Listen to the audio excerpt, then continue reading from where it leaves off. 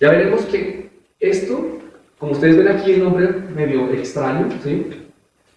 Esquema, se le llama esquema porque tiene la forma de un esquema, de inferencia. La inferencia es la conexión de unidades de información. Y se le llama práctica porque en este esquema de inferencia la conclusión es una conducta, ¿sí?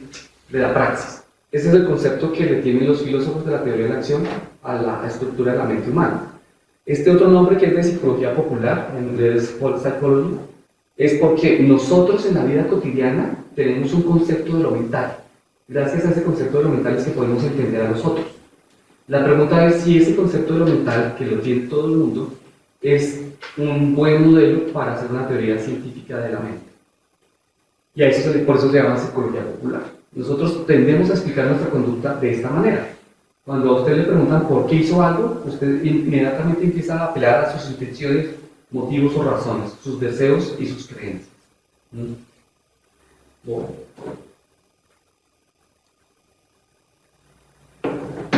Pero la misma selección natural hizo, ¿sí? En el caso de los humanos, eso tiene todo un proceso bastante complicado. Voy a tratar de resumir. Cuando los prehomínidos abandonaron el desplazamiento en los árboles, que era un intento de evadir a los depredadores, y tuvieron que moverse en las praderas, la postura vertical hizo que cambiara todo el proceso evolutivo de los humanos de ahí en adelante. Afectó absolutamente todos nuestros procesos, desde el nivel más básico sensorial hasta el nivel político. ¿Por qué? Como los humanos tenemos un cerebro bastante desarrollado para la supervivencia, nosotros no podemos nacer completamente desarrollados porque eso implicaría matar a nuestras madres en el parto. Entonces nacemos incompletos en el desarrollo. Eso hace que las mujeres que tengan la cadera más ancha tengan más beneficios reproductivos. En la postura en 4 patas, el parto en esas condiciones no genera ningún problema. Pero el desplazamiento de pie sí generó problemas porque al desplazarse en las praderas, ¿por qué se ponían de pie? Cuando usted se pone de pie, tiene un rango de visión en el horizonte mucho más amplio. Eso le permite a usted anticipar. Recuerden que es la estructura básica de la mente. Anticipar la depredación. Si usted puede detectar con el tiempo suficiente al depredador, usted tiene tiempo de correr para buscar un refugio. Entonces eso ejerció presión para poder caminar. Y eso liberó las manos, que generó todo el desarrollo del uso de instrumentos. El desplazamiento a pie hizo que las mujeres que tuvieran las caderas muy anchas empezaran a tener más riesgos de supervivencia porque por cuestiones de biofísica hay menor estabilidad en el momento de correr. Entonces eran las primeras víctimas en ser depredadas. Ahí muestra que hay 2 fuerzas selectivas sobre el desarrollo de la cadera de las mujeres. Una que le exige tener una cadera ancha para que no haya riesgos de nacimiento para ella ni para el bebé, y otra que le exige tener caderas estrechas para tener mayor estabilidad en el desplazamiento en las praderas. ¿Sí? El punto de equilibrio de esas 2 fuerzas hizo que las sociedades de prehomínidos tenían machos alfa que dominaban al resto del grupo. Los machos no participaban en la crianza, la estructura era piramidal. Pero esa estructura piramidal empezó a cambiar cuando ellos tuvieron que desplazarse en las praderas, ¿sí? A una un poco más horizontal. ¿Por qué más horizontal? Mientras que aquí había comportamientos diferenciados por sexo, aquí ya no podía verlos porque las crías que sobrevivían eran aquellas cuyos padres, o sea, los machos, participaban en la crianza. ¿Por qué? La hembra, como estaba perdiendo mucha sangre después del parto, no podía dedicarse a cuidar a la cría. Si nadie cuidaba a la cría era muy probable que muriera. Entonces el macho tenía que participar en la crianza. Luego las tareas de crianza eran indiferentes del sexo. Y eso hizo que los grupos de nómadas, porque estos eran pequeños grupos de nómadas, fueran pequeños. ¿Por qué pequeños? Las hembras tienen que sincronizar su parto. Eso explica por qué cuando muchas mujeres o un grupo de mujeres tiende a permanecer juntas o a convivir juntas, empiezan a sincronizar sus ciclos menstruales. Los ciclos menstruales de las mujeres están sincronizados con base en el ciclo menstrual de la hembra alfa, y el ciclo menstrual de la hembra alfa está coordinado con las hormonas, las feromonas del macho alfa del grupo. Eso todavía pasa en los humanos. ¿Sí? ¿Por qué tenían que tener los partos al mismo tiempo? Porque en el periodo de gestación y de crianza, el grupo nómada tiene un periodo sedentario, y en ese periodo sedentario tienen que todos aprovechar la oportunidad de tener sus hijos. Si una mujer va teniendo, cada mujer del grupo va teniendo una cría en distinto periodo, el periodo sedentario se prolonga y aumenta el riesgo de ser depredados o de no obtener alimento porque ellos se desplazan precisamente para obtener alimento, recolección de frutos y depredación de presas pequeñas. Y solamente tienen una cría a la vez. Esperan que esa cría llegue a la etapa adulta y tienen la siguiente. Por eso los grupos nómadas suelen ser pequeños y las generaciones todas son simultáneas. En Colombia todavía sucede que en las poblaciones pequeñas muchas amigas suelen quedar embarazadas para el mismo periodo y por eso suelen tener camadas, por ponerlo así, ¿sí? En el cuerpo. Esa horizontalización de las relaciones sociales generó lo que se llama el principio de equidad. Un estudio transcultural mostró que el principio de equidad es innato, es un principio moral innato en todos los grupos humanos. Y es la tendencia a participar de manera equitativa en todas las tareas del grupo. Los grupos de nómadas, aunque tenían un líder, el líder no se diferenciaba estructuralmente del resto del grupo porque participaba en todas las tareas igual que ellos. Eso también vino a generar un montón de cosas. Como los humanos no tienen mecanismos fisiológicos de agresión o de defensa directos, es decir, ni tenemos veneno, nuestros caninos no son suficientemente fuertes para defendernos, nuestras garras son así. Si somos veloces en comparación con otros para poder correr, ¿sí? En el contraste de las velocidades, pero aún así podemos ser depredados. La forma en que nosotros logramos sobrevivir fue en la cooperación estratégica. La cooperación estratégica exige que nosotros entendamos la mente del otro, ¿sí? Porque si yo no entiendo su comportamiento, no entiendo sus intenciones, no conozco sus creencias, ni comprendo sus deseos, va a ser muy difícil que yo pueda cooperar con él para que en grupo nos defendamos de los depredadores o en grupo podamos buscar el alimento. Eso hizo que surgiera la metacognición social. Es la capacidad de pensar lo que los otros piensan.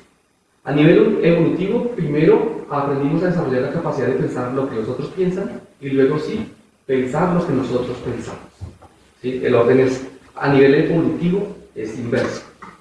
Como hemos visto que las creencias y los deseos son los contenidos más básicos de la mente, pues la matriz de la metacognición social ejemplifica estos casos. A y B mayúsculas son dos individuos distintos. El primer ejemplo es A tiene una creencia que tiene B. ¿Sí? ¿Sí? Yo creo que tú crees que yo soy profesor de oro. ¿Sí? O A tiene una creencia de lo que B desea. Y así, todas las combinaciones. A desea que B crea que P, por ejemplo. Eso es un ejemplo de un intento persuasivo. Yo deseo que él crea tal cosa. ¿Sí? A desea que B desee que P. ¿Sí? Y la metacognición reflexiva es una combinación de los estados mentales propios. Por ejemplo, yo suelo poner este ejemplo de A cree que P con los católicos. La mayoría de católicos creen en las creencias católicas, pero su conducta dice otra cosa. ¿Sí? En el fondo no son tan creyentes católicos como ellos creen que lo son. ¿Sí? Y el caso que quiero que le presten énfasis es a este. Cuando uno se forma metadeseos o deseos de segundo orden, es decir, deseos cuyo contenido son otros deseos, a eso se le llaman voliciones. Ahí es donde surge la voluntad. Cuando yo deseo controlar mis propios deseos, surge la voluntad. ¿Por qué surgió esto en el caso de los humanos? El hecho de tener que desplazarse a todos los entornos posibles exigió que los humanos renunciaran para sobrevivir al instinto. Los humanos no tenemos instinto, tenemos conductas innatas, sí, procesos psicológicos superiores innatos, sí, pero no tenemos instintos. Para poder reemplazar los beneficios que nos daban los instintos, teníamos que desarrollar un control de nuestra conducta. Entonces nosotros tenemos dos niveles de procesamiento de información. Uno que es automático, que hace que nosotros bajo la crianza empecemos a asociar ideas y formarnos creencias. ¿Sí? Que eso es muy parecido a cómo se condiciona un perrito o un gato o un animal cuando se lo entrega. Nosotros nos formamos un montón de creencias en nuestra mente así en la infancia. Y la crianza hace que nosotros reforcemos esas creencias. Esas creencias van a ser los estereotipos. ¿Sí?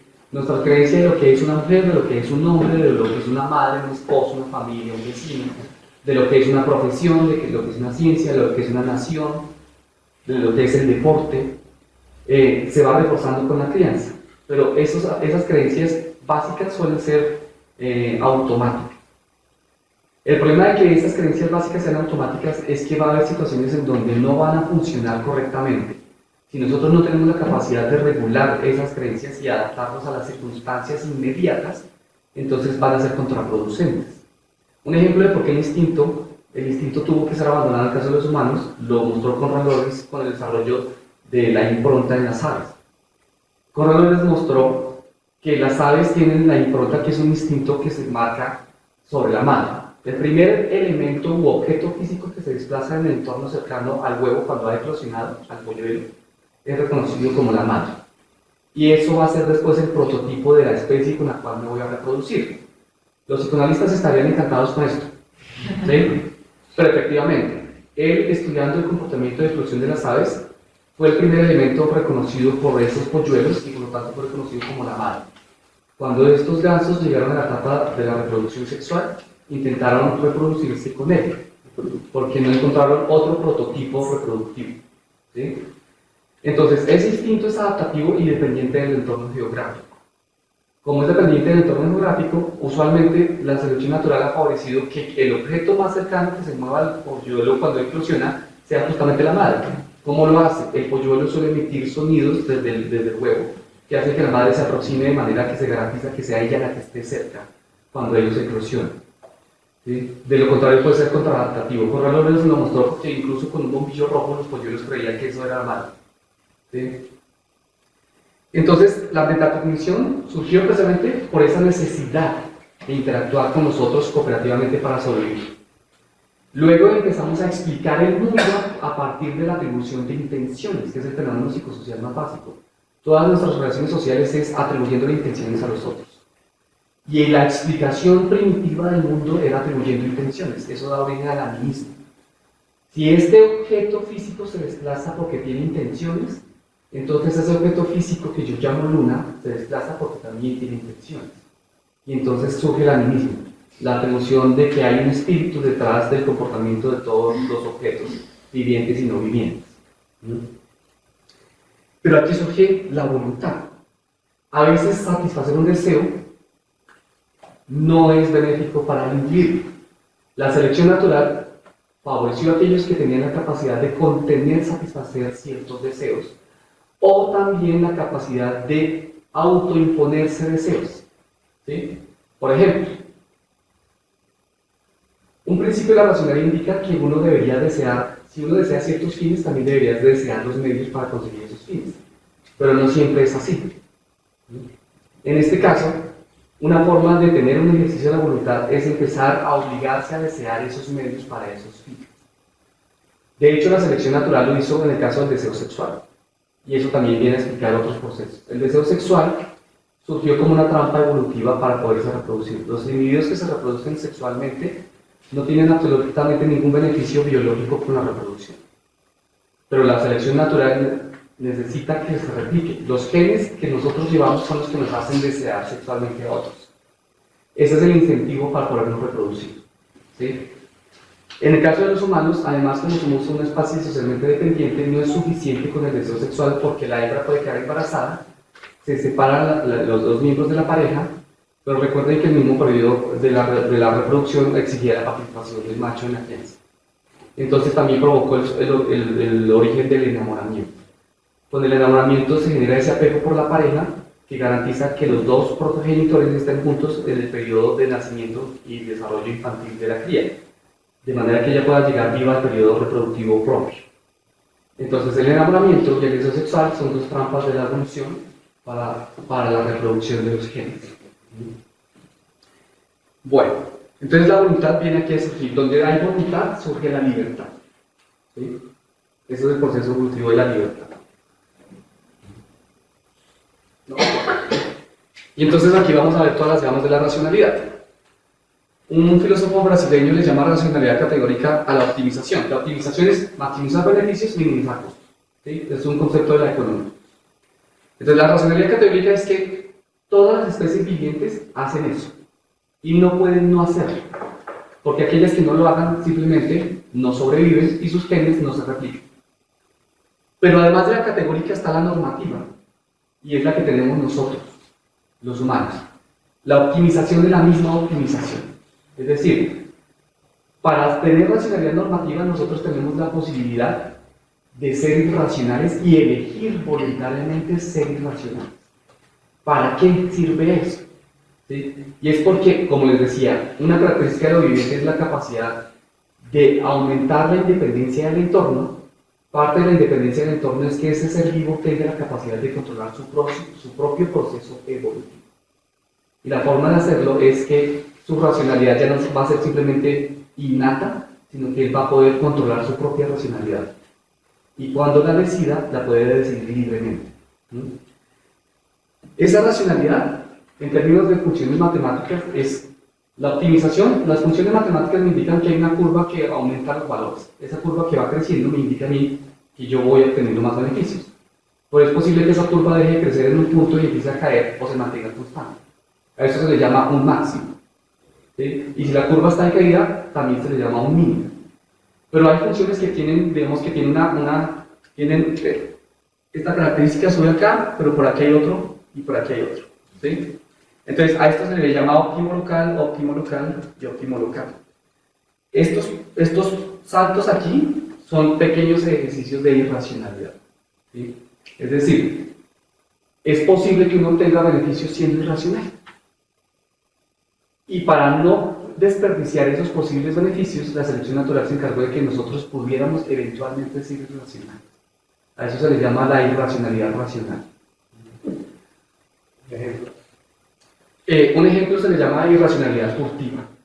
El ejemplo es el que pone esta filósofa es, usted desea graduarse, usted está inscrito en un conjunto de materias en un semestre, ese semestre lo hace para obtener una titulación en una profesión, y usted sabe que faltar a ciertas clases puede perjudicarlo a usted en la nota, y en el semestre, y en la titulación.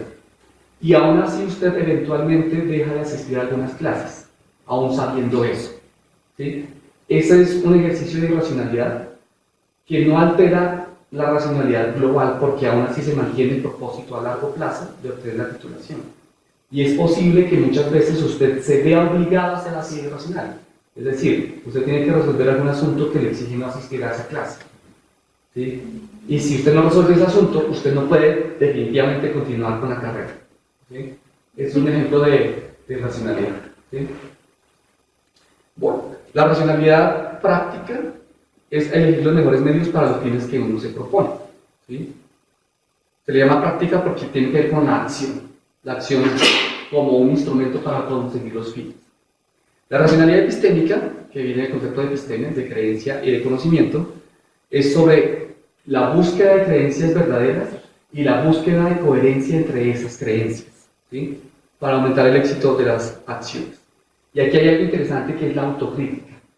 La autocrítica tiene una función biológica y sin embargo nosotros, por las mismas fuerzas evolutivas, la rechazamos. Así como las caderas de las mujeres tienen dos fuerzas en oposición, la autocrítica también tiene dos motivos en oposición. Como nosotros necesitamos tener coherencia entre nuestras creencias y que nuestras creencias sean verdaderas, necesitamos revisar esas creencias para asegurarnos de que sean verdaderas. Y necesitamos emparejarlas para asegurarnos de que sean coherentes entre sí. Tenemos ese impulso a hacerlo, pero la misma selección natural nos hizo sentir dolor ante aquellas situaciones que son aversivas. Cuando el individuo se hace consciente de una inconsistencia o de una creencia falsa, obviamente su reacción es sentir malestar ante eso. A eso se le llama disonancia cognitiva en psicología. Es cuando el individuo se hace consciente de una inconsistencia en su mente, o en su conducta, o en sus deseos. Y como se siente mal, ¿qué hace? Evita o escapa a eso. Es decir, usted evita hacerse autocrítica o escapa de la autocrítica. Y por eso el análisis lógico es tan insufrible. ¿Sí? La forma en que, a nivel social, eso tiene efectos políticos. Un ejemplo del rechazo extremo a la autocrítica fue lo que le hicieron los griegos a Sócrates. ¿Sí? Es decir, en ese rechazo de la autocrítica, lo que hicieron fue conducirlo a él a la muerte. ¿Mm? Ok, y la racionalidad moral tiene una función biológica, ¿sí? Es decir, aunque el altruismo parece ser irracional, varios experimentos han mostrado que es una forma de racionalidad a largo plazo. Pero esto exige reconocer al otro como otro, es decir, si yo tengo cualidades mentales, creencias, deseos, intenciones, sueños, recuerdos, propósitos, voluntad, si tengo memoria, entonces reconocer al otro es atribuirle todos esos mismos estados. Es decir, ustedes como yo tienen todo eso que yo tengo y aún así es distinto de mí. A eso se le llama alteridad, la cualidad de reconocer al otro como otro. Pero para ser un agente racional moral no solamente basta con eso, sino que también debe vérselo como un bien. Es decir, él me provee beneficios. Y efectivamente, en la selección natural, los humanos nos empezamos a ver mutuamente como bienes, porque para sobrevivir nos necesitamos mutuamente, ¿sí? Y una forma psicológica de definir un bien en la economía es o una necesidad o un deseo, o las dos cosas que tiene el sujeto, el consumidor. Si los otros son necesarios para nuestra supervivencia, entonces se convierten en bienes para nuestra supervivencia. Pero, y esto también viene a explicar, sí. Entonces, en ese caso, la racionalidad moral sería como una racionalidad utilitarista, porque utiliza al otro en la medida que considera que el otro le es útil. Sí, pero no solamente eso, porque al reconocerlo como otro, es que a eso voy. Está el conjunto de alteridad. El conjunto de alteridad es el conjunto de todos los miembros o elementos tales que unos con otros se reconocen como otros. ¿Pueden entender? Sí. Y el conjunto de todos los bienes para un individuo. Todos los bienes, todos. ¿Sí? Esta intersección es lo que viene a generar la empatía. Cuando yo clasifico a un individuo en esta intersección, lo estoy reconociendo como otro igual que yo, con creencias, deseos, intenciones, voluntad y libertad, y al mismo tiempo como un bien.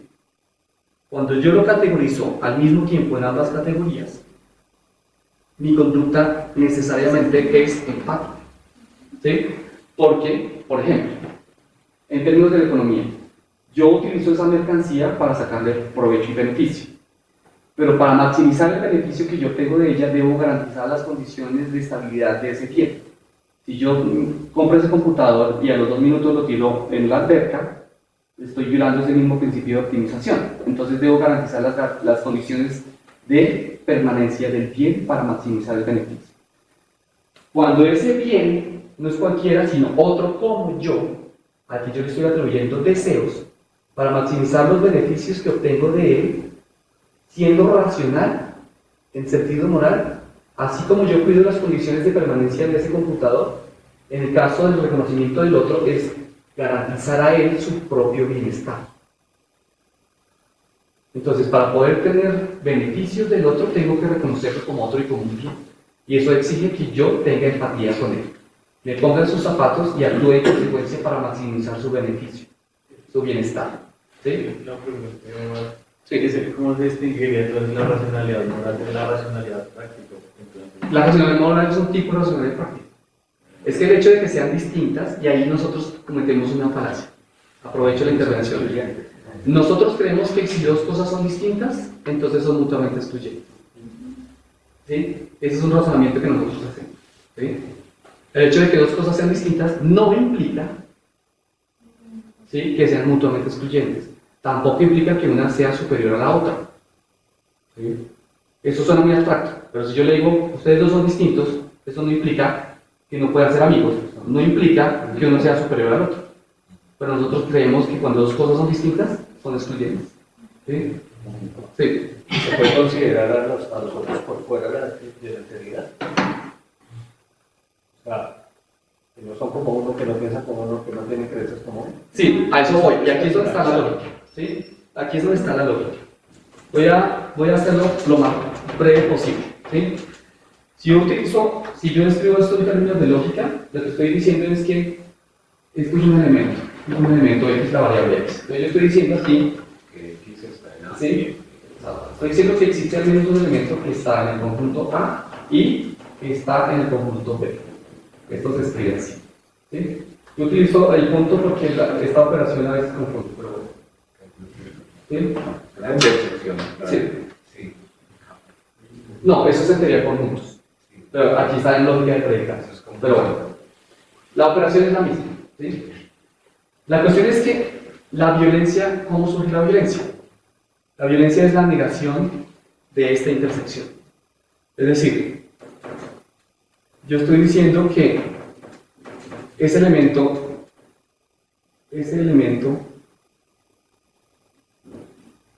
no está en A, o, ¿sí? O no está en B, o peor, no está en A